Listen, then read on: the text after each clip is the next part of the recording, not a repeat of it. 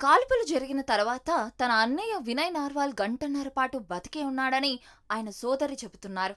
కానీ అప్పుడు అతనికి ఎలాంటి సహాయం అందలేదని వాపోయారు. నార్వాల్ మృతదేహానికి నివాళులు అర్పించడానికి వచ్చిన హర్యానా ముఖ్యమంత్రి సీఎం నయాబ్ సింగ్ సైని ఎదుట నార్వాల్ సోదరి కన్నీటి పర్యంతం అయ్యారు. తన సోదరిని ఎవరైనా కాపాడి ఉండాల్సిందని, అలా చేసి ఉంటే ఇప్పుడు బతికి ఉండేవారని చెప్పుకొచ్చారు. నా సోదరుడు ముస్లిం కాదని తెలిసి ఉగ్రవాదులు 3 సార్లు కాల్చారని ఆమె చెప్పారు.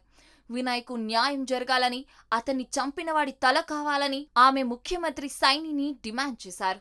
పెళ్లైన 7 రోజులకే లెఫ్టినెంట్ వినయ్ ఉగ్రవాదుల దాడుల్లో చనిపోయాడు.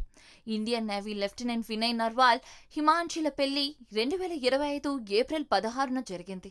వారిద్దరూ హనీమూన్ కోసమని జమ్మూ కాశ్మీర్కు వెళ్లారు.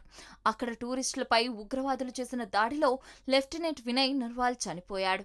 తన కళ్ల ముందే కట్టుకున్న భర్త చనిపోవడంతో ఆమెకు ఒక్కసారిగా నోటి నుంచి మాట రాలేదు. ఆమె రోదిస్తూ, మాకు పెళ్ళై 6 రోజులే అయింది.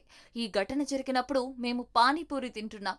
ఒక్కసారిగా ఓ ఉగ్రవాది మా వద్దకు వచ్చాడు. నీ భర్త ముస్లిం కాదు కదా అని అడిగాడు. వెంటనే తన తలకు తుపాకీ గురిపెట్టి కాల్చి వెళ్ళిపోయాడని ఆమె ఏడుస్తూ చెప్పిన వీడియో సోషల్ మీడియాలో వైరల్ అవుతోంది.